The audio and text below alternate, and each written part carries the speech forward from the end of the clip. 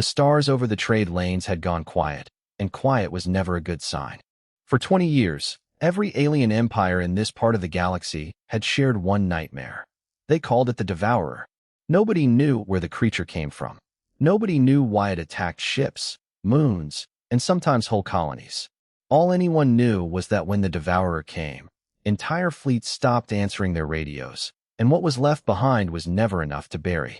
Commander Drow had spent his whole career chasing rumors of it. He was not a young officer anymore. His scales had turned pale gray along his jaw, a sign of age among his people, and his eyes had seen more wreckage than he liked to remember. His homeworld, a quiet farming planet much like the one he was about to find, had lost an entire coastal city to the Devourer 2 generations ago. He still remembered his grandmother's stories about the night the sky turned orange. Drow commanded a coalition warship called the Steadfast, one of dozens of vessels spread across a dozen systems, all searching for the same target. For years, the searches had turned up nothing but cold trails and burned wreckage. Then, 3 days ago, something changed. A deep space listening post picked up a faint energy signature, the exact frequency the coalition had learned to associate with the Devourer's presence. It was faint, flickering, almost like a heartbeat slowing down. And then, without warning, it vanished completely. Signatures like that did not just vanish. The Devourer was not the kind of creature that hid quietly. It fed, it destroyed, and it moved on. A total disappearance meant only one of two things. Either the creature was dead, which nobody quite believed, or it had found somewhere to stop. The location of the last signal made Drow's stomach tighten. It pointed toward a small, unlisted system on the edge of human territory. Humans were the newest species to join the wider galactic community, still young, still stubborn, still largely unaware of how dangerous the universe truly was. If the Devourer had wandered into human space, the Coalition might be looking at a disaster measured in millions of lives. Drow stood in the command center of the Steadfast, staring at the star chart hovering above the table. A junior officer named Sella waited beside him, arms crossed, her tail flicking with impatience. She was younger than Drow, sharper in some ways, and far less willing to accept old assumptions without question. If it went anywhere near a human colony, Sella said, there would be reports. Distress signals. Something. There's nothing. That's what worries me, Drow said. The Devourer doesn't sneak. It arrives, and everyone knows about it. Unless it's already too late for anyone to send a signal. Drow did not answer right away. He had considered that possibility more than once during the long flight out here. A colony wiped out quietly, with no survivors left to call for help, was not impossible. It had happened before. The system in question barely had a name. Coalition records simply listed it as an agricultural outpost, low population, minimal defenses, no strategic value. The kind of place nobody paid attention to until something like this happened. A world called Haven's Rest, according to the human designation, home to a few thousand farmers who grew food for larger colonies further down the trade routes. Drow gave the order to reduce speed as they approached the outer edge of the system. If the Devourer truly was down there, storming in with weapons blazing could provoke it into a killing frenzy before anyone understood what they were dealing with. Caution had kept him alive this long. He intended to keep it that way. Sensors swept the system, planet by planet, moon by moon. No wreckage, no distress beacons, no signs of battle. Just a small blue and green world orbiting a calm yellow star, exactly where the coordinates said it should be. Orbital scans are clean, reported the ship's sensor officer, a quiet, methodical alien named Torvin. No debris fields. No unusual thermal signatures beyond normal colony activity. If there was an attack here, it left no trace. That should have been good news. Instead, it made the entire bridge crew uneasy. An empty battlefield was easier to understand than an untouched world holding a secret nobody could explain. Drow made his decision. A full fleet response would be reckless without more information, and if the humans below had somehow survived contact with the Devourer, storming in with warships could trigger a war nobody wanted. Instead, he ordered a small scout team to descend quietly under cover of darkness, gather information, and report back before anyone made a move that could not be undone. Sella volunteered to lead the team herself. Drow almost refused. She was talented, but stubborn, and this was not a mission for stubbornness. In the end, he agreed, mostly because he trusted her instincts more than he trusted caution alone. Stay hidden, he told her before she left the bridge. Watch. Listen. If you see the Devourer, do not engage. Just tell me what in the stars is happening down there. Sela nodded once, already moving toward the shuttle bay. She had no idea that the answer waiting for her on the surface would be stranger than anything the Coalition's records had ever prepared her for. Somewhere below, past quiet fields and sleepy farmhouses, the galaxy's most feared predator was not hunting, not hiding, and not destroying anything at all. It was simply asleep. Night on Haven's Rest came slowly, the kind of soft, orange sunset that made the whole sky look like it was on fire in a gentle way, not a dangerous one. Crickets, or whatever insect the colonists had brought with them from Earth generations ago, sang from the tall grass around the farms. Nobody down there had any idea that a Coalition shuttle was descending through the clouds, cloaked and silent, carrying 4 very nervous scouts. Sela crouched near the shuttle's hatch as it settled behind a row of trees at the edge of a wide field. The air outside smelled like turned soil and growing crops, nothing like the recycled air of a warship. It was almost peaceful enough to make her forget why she was here. Almost. Energy signature is close, Torvin said, checking a handheld scanner. Less than a kilometer that way.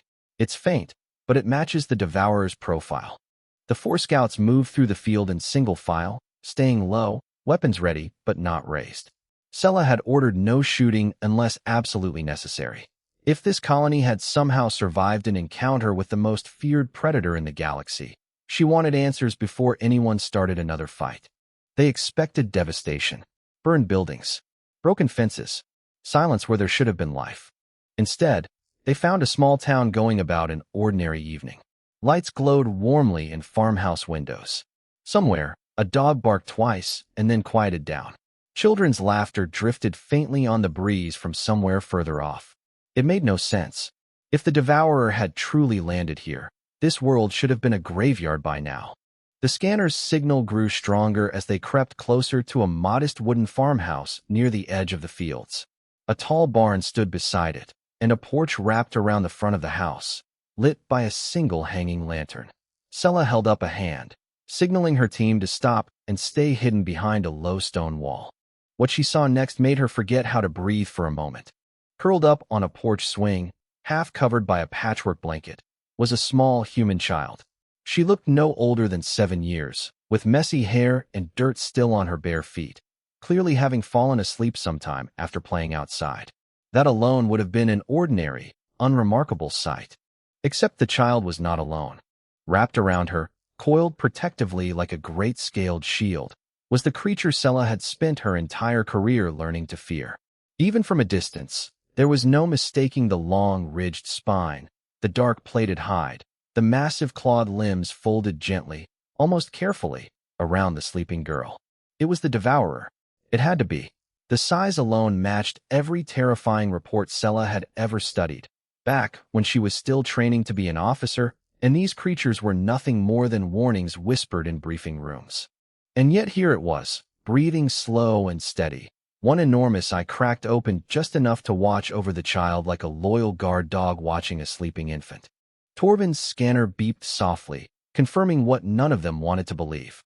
"That's it," he whispered. "That's the signature. That's the Devourer." "It's not attacking," whispered another scout, a nervous young officer named Bren. "Why isn't it attacking?" Sela didn't answer immediately. She was too busy trying to make sense of what her eyes were telling her. Every report, every historical record, every nightmare passed down through Coalition training described the Devourer as an unstoppable killing force, driven by pure instinct to destroy anything that came near it. This creature wasn't destroying anything.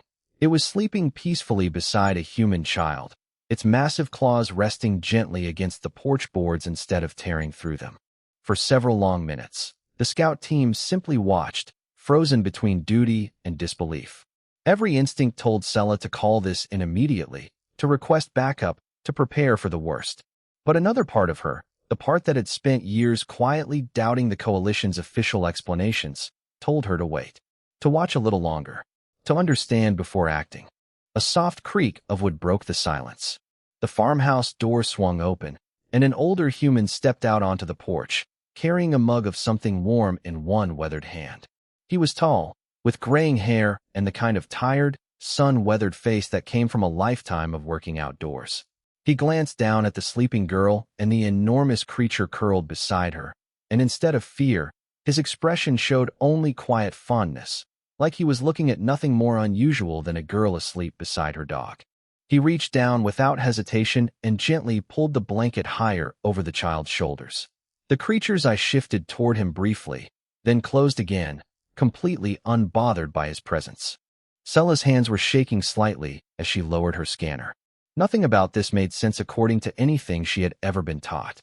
The galaxy's most feared predator was lying peacefully on a porch, guarding a sleeping child, while her grandfather calmly tucked a blanket around her as if this were the most normal evening in the world. Whatever was happening on this quiet little farm, it was about to change everything the Coalition thought it understood about the Devourer, and none of them were prepared for what came next. A twig snapped under Bren's boot, and just like that, for alien scouts who had spent their entire lives training for stealth missions found themselves standing awkwardly in plain view of a farmhouse porch, caught like children sneaking out past curfew. The old man on the porch did not scream. He did not reach for a weapon. He simply looked up, set down his mug on the porch railing, and squinted into the darkness where the scouts were standing. "You planning on hiding behind my fence all night?" he called out, his voice calm and a little amused. "Or are you going to come say hello properly?" Sella froze. Every protocol she had ever trained under told her this moment should have gone very differently. Humans were supposed to panic at the sight of Coalition scouts, especially armed ones emerging from the shadows near their homes. Instead, this man sounded like he was greeting a neighbor who had wandered onto his property a bit too late in the evening. Slowly, cautiously, Sella stepped out from behind the stone wall, weapon lowered but not holstered. Her team followed, equally unsure of what to expect. The massive creature on the porch lifted its head slightly at the movement, watching them with quiet, alert eyes, but it did not rise, did not growl, did not show any sign of aggression. It simply watched, the same way a farm dog might watch strangers approach its home. "Name's Walt," the old man said, as if this were the most ordinary introduction in the world. "And I'm guessing you're not here for the harvest festival." "We mean no harm," Sella said carefully, choosing her words with the precision of someone walking across thin ice. "We detected an energy signature. A dangerous one. We came to investigate." Walt glanced down at the sleeping girl and the creature curled protectively beside her, then back at the scouts with an expression that mixed patience and mild irritation. The look of a man who had already explained something many times before and expected he would have to do it again. "You mean Buster," he said simply. "Buster," Sella repeated flatly. "That's what my granddaughter named him. Nora's been calling him that since the day she found him." Walt nodded toward the sleeping girl. "Why don't you come inside before the mosquitoes eat you alive? I'll put on some tea, and I'll tell you the whole story, since you clearly came a long way to hear it." Against every instinct honed through years of Coalition training, Sella found herself sitting at a simple wooden kitchen table a few minutes later, a chipped mug of tea in front of her, while 3 other scouts crowded uncomfortably into a farmhouse kitchen never designed to hold aliens. Through the window, they could still see the porch, where Buster remained curled protectively around the sleeping girl. "About 4 months back," Walt began, settling into a chair across from them, "we had a bad storm roll through here. Worst one in years. Lightning cracking the sky apart, wind strong enough to knock over the old grain silo. Next morning, Nora went out to check on the chickens, like she does every morning, and she found something in the far field that wasn't supposed to be there." "The creature," Sella said. "Buster," Walt corrected gently. "He was in bad shape. Burned along one side, one wing torn, barely moving. Most folks would have run straight back to the house screaming. Nora just walked right up to him." Sella exchanged a glance with Torvin. According to every record the Coalition possessed, a wounded Devourer should have been more dangerous, not less, driven by pain and desperation into even greater violence. "She wasn't scared of him?" Bren asked, unable to hide his disbelief. "Nora's never been scared of hurt animals," Walt said with a small, tired smile. "Doesn't matter if it's a bird with a broken wing or a coyote caught in a fence. She just sees something in pain and wants to help." I tried to pull her back that first day, believe me I did. But that girl's got more stubbornness in her than the rest of this family put together. He explained how, over the following weeks, Nora had quietly brought food scraps out to the far field every single day, sitting a little closer each time, talking softly the way she talked to every wounded animal on the farm. The creature, terrifying as it looked, never once lashed out at her. Slowly, it began allowing her closer. Then it began following her back toward the house. Eventually, it simply never left. By the time I fully understood what she'd brought home, Walt admitted, it was already too late to send it away, even if I'd wanted to. And honestly, watching the two of them together, I never wanted to. Sella sat quietly, absorbing every word, feeling the foundation of everything she thought she knew about the Devourer beginning to crack. The Coalition's record spoke of mindless predators driven purely by instinct and hunger, creatures beyond reasoning or compassion. Yet here was a story of patience, trust, and quiet kindness, offered by a child too young to understand why anyone would think such a thing impossible. Outside, through the window, Buster shifted slightly, adjusting his massive form to better shield Nora from the cool night breeze, careful even in sleep not to disturb her. Sella realized, with a growing unease, that whatever the Coalition thought they understood about the galaxy's most feared predator, they had been wrong for a very long time. And soon, that mistake was about to come crashing down on this quiet little farm in the form of an entire battle fleet. Somewhere high above Haven's Rest, far beyond the reach of Walt's porch lantern, the peaceful silence of the night was about to end. Sella had made a mistake, though she wouldn't fully understand it until much later. Standard procedure required her to report any confirmed Devourer sighting immediately, without delay, regardless of circumstances. She had followed procedure. She had sent the report the moment Torvin's scanner confirmed the creature's identity, before she ever sat down at Walt's kitchen table, before she heard a single word of Nora's story. By the time Sella understood the full truth of what was happening on that farm, it was already too late to stop what she had set in motion. Commander Drow received the report aboard the Steadfast with the grim satisfaction of a man whose worst fears had been confirmed. The Devourer, alive, active, and nesting near a human settlement. There was no time to waste on caution now. If the creature woke and attacked, an entire colony could be gone within hours, and the Coalition would face impossible questions about why they hadn't acted the moment they had the chance. Drow gave the order. A full-strike fleet, positioned in reserve exactly for this scenario, dropped out of hiding and descended toward the atmosphere of Haven's Rest. Back on the farm, Sella's communicator buzzed sharply against her hip. She stepped away from the table, read the incoming message, and felt her stomach drop. "They're moving in," she said quietly. "The fleet is already inbound." Walt's face went pale. "Now? You said you'd give us time to explain."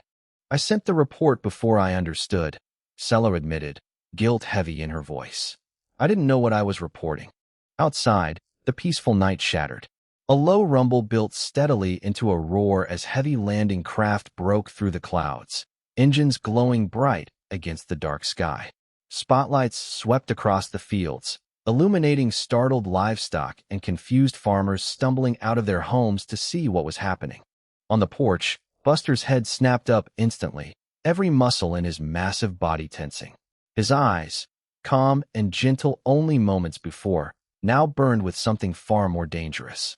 He rose to his full height, wings partially unfolding, placing himself directly between the approaching ships and the small sleeping form of Nora, who was just beginning to stir awake, rubbing her eyes in confusion at the sudden noise and light. "Buster," she mumbled sleepily. "What's happening?"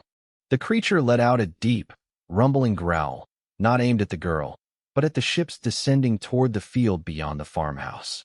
It was a warning, not an attack, the sound of something protective rather than something predatory. Landing craft touched down at the edge of the field, ramps lowering as armed Coalition soldiers poured out in organized formation. Commander Drow himself emerged moments later, flanked by heavily armored troops, his expression grim and resolute. He had seen the aftermath of the Devourer's rampages firsthand. He was not willing to gamble an entire colony's survival on the strange behavior of one confused scout. "Everyone, back away from the creature," Drow ordered through a translated loudspeaker, his voice booming across the field. This is a coalition security operation. The threat will be neutralized. Nora, now fully awake and terrified, did something no soldier in that field expected.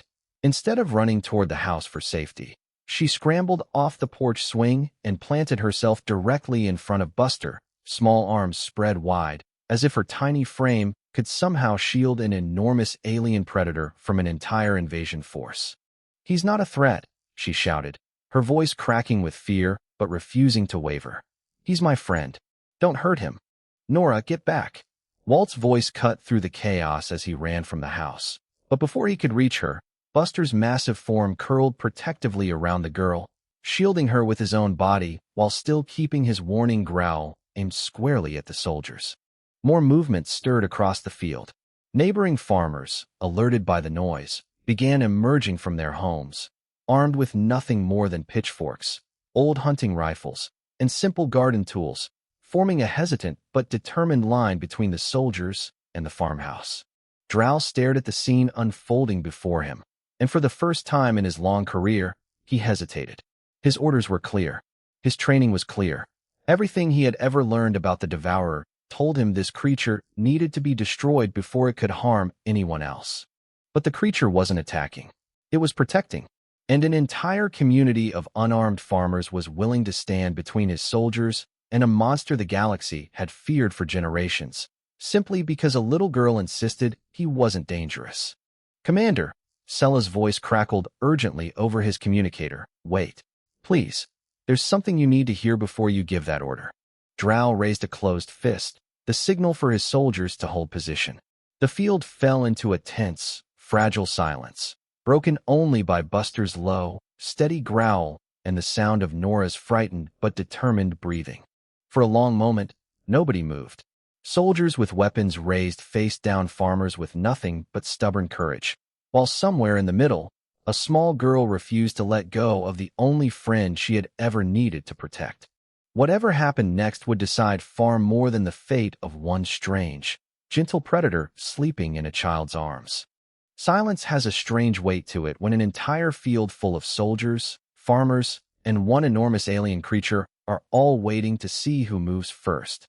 Commander Drow kept his fist raised, holding his troops in place, though every instinct honed through decades of service screamed at him to finish the mission. Beside him, his communicator still crackled with Sella's urgent voice, waiting for permission to speak. "Talk," Drow said finally. "Quickly." "This isn't what we think it is," Sella said, stepping forward from the farmhouse so Drow could see her clearly in the harsh glow of the landing lights. "The creature isn't attacking anyone. It's protecting the girl. It's been living peacefully with this family for months. There's been no violence, no destruction, nothing." "Predators don't simply stop being predators," Drow replied, though even as he said it, his eyes kept drifting toward the strange sight in front of him. A massive devourer curled protectively around a child, growling only at armed soldiers while ignoring the terrified but unarmed farmers standing beside her. A new voice interrupted before Sella could respond. A tall woman in a simple colony administrator's uniform pushed her way through the gathered farmers, her hands raised in a clear signal of peace. She introduced herself quickly as Colony Administrator Reyes, the closest thing Haven's Rest had to an official leader, though her authority here mostly involved settling disputes over water rights and harvest schedules. Never anything like this. "Please," Reyes called out, her voice steady despite the fear clearly written across her face. "Before anyone does anything that can't be undone, let us explain.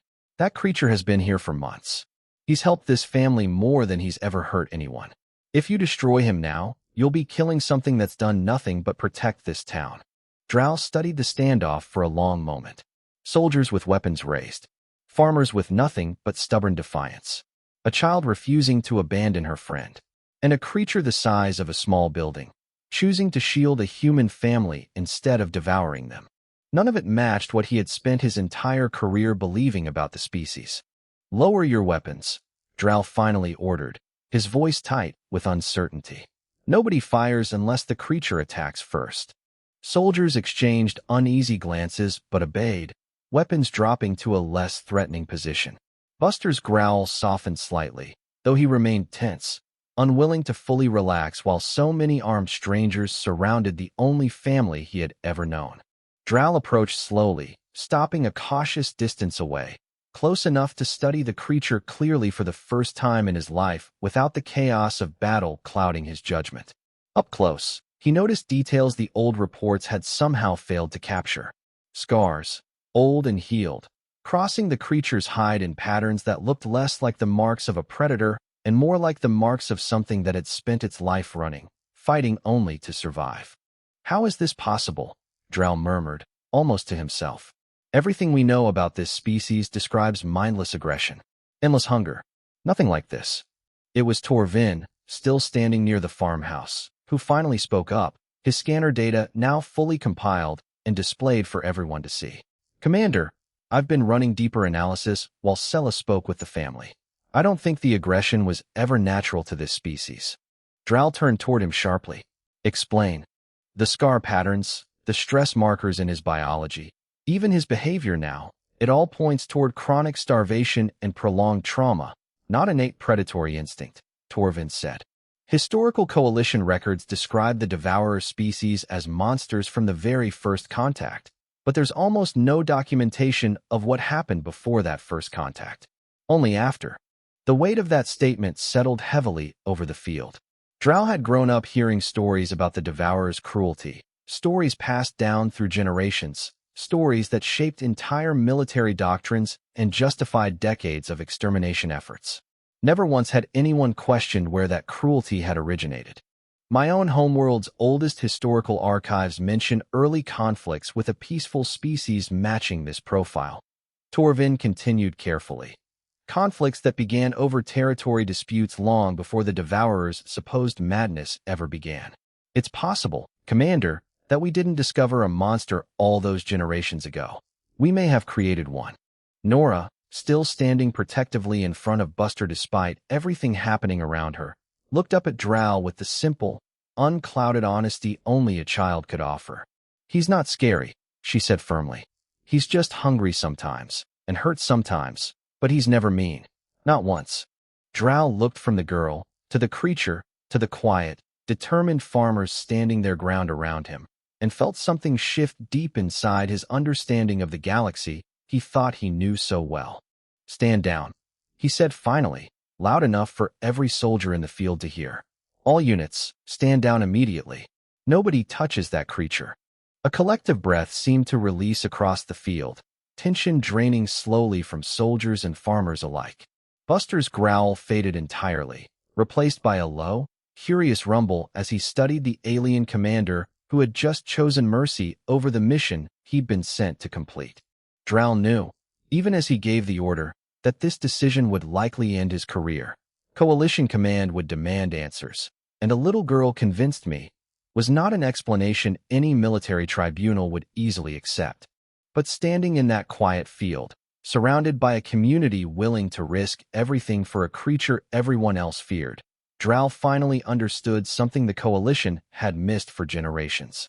Sometimes the most dangerous monsters in the galaxy were never the ones with claws and teeth, but the fear and cruelty that created them in the first place. News traveled fast through the Coalition after that night on Haven's Rest, though not nearly as fast as Commander Drow had expected trouble to find him. He had braced himself for a court-martial, or at the very least a swift and humiliating removal from command. Instead, what followed was something far messier and far more interesting: questions. Lots of them. His full report, filed honestly and without exaggeration, described everything exactly as it happened. The scarred creature, the terrified but determined farmers, the child who refused to be afraid, and the historical records suggesting the Coalition's oldest enemy may have been a victim of circumstance rather than a monster born from nothing. Coalition Command did not know what to do with that kind of honesty. Some officials wanted him quietly removed from service, worried about the political embarrassment of admitting a decades-old mistake. Others, quieter but more numerous than Drow expected, wanted to know more. If the Coalition had been wrong about the Devourer for this long, what else might they be wrong about? While politicians argued in distant meeting halls, Haven's Rest simply continued being Haven's Rest, quiet, stubborn, and completely uninterested in galactic politics beyond how it affected the harvest schedule. Buster stayed, of course. Nobody who had witnessed that standoff in the field seriously considered separating him from Nora, least of all Drow himself, who returned twice more over the following months, technically to gather additional research data, though Walt suspected it had more to do with the old commander simply wanting to see how the story continued. Slowly, cautiously, something unprecedented began forming between the Coalition and the small human colony that had refused to hand over their unlikely guardian. Scientists arrived, not soldiers, eager to study Buster's biology, his behavior, and the deep scars marking decades of hardship his species had endured. Diplomats followed soon after, drawn by the strange curiosity of a species willing to risk conflict with an entire Coalition fleet simply to protect something everyone else had been taught to fear. Administrator Reyes found herself thrust unexpectedly into the role of unofficial ambassador, negotiating slowly and carefully between cautious alien officials and equally cautious human leaders. Progress was slow, filled with misunderstandings, awkward silences, and the occasional shouting match over translation errors, but progress it remained. Buster himself became something of a local legend well beyond Haven's Rest. Children from neighboring colonies traveled sometimes just to see him, always accompanied by nervous parents who relaxed considerably once they watched the massive creature gently allow herds of farm animals to wander freely around him, occasionally even nudging stray chickens back toward their coop with surprising patience. Nora grew older, as children tend to do, though her bond with Buster never faded. Where other kids her age eventually moved on to new interests, Nora's fascination only deepened, evolving from simple childhood affection into genuine scientific curiosity about the species that once terrified an entire galaxy. By the time she was old enough to leave Haven's Rest for advanced schooling, a rare opportunity for someone from such a small colony, Nora had already decided exactly what she wanted to study: xenobiology, with a very specific focus on understanding what had truly happened to the Devourer species generations ago, and more importantly, how to help any remaining survivors find the same peace Buster had found on her family's quiet farm. Years passed. The Coalition, slowly and reluctantly, began re-evaluating old assumptions that had gone unquestioned for generations. Sanctuary programs formed in scattered systems, offering safety and rehabilitation instead of extermination for any devourer discovered wandering, wounded and starving, through unclaimed space.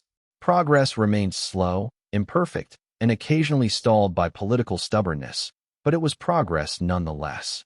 Commander Drow, now retired from active fleet duty, spent much of his remaining years advising these new sanctuary programs, often visiting Haven's Rest simply to sit on Walt's porch and watch the sunset, a habit he'd grown fond of during those tense early visits. Strange, he admitted one evening years later, watching a now fully grown Nora work carefully alongside a team of alien researchers, gently examining a newly rescued devourer with the same calm patience she'd shown as a child. I spent my whole career believing your species needed protecting from the galaxy. Never once considered the galaxy might need protecting from its own mistakes instead. Walt, older now himself, simply chuckled and handed the old commander another mug of tea. Guess that's the thing about fear, he said. Easier to point at the monster than admit you might have helped make one. Out in the field beyond the farmhouse, Buster, now more gray around his scaled jaw than he'd been all those years ago, lay contentedly among a small group of curious human children, patiently allowing them to examine his massive claws while their parents watched nearby, relaxed and unafraid. The galaxy's most feared predator had not vanished that quiet night so long ago. He had simply found somewhere safe enough to finally rest. And sometimes, that was all any creature, human or otherwise, truly needed to change everything.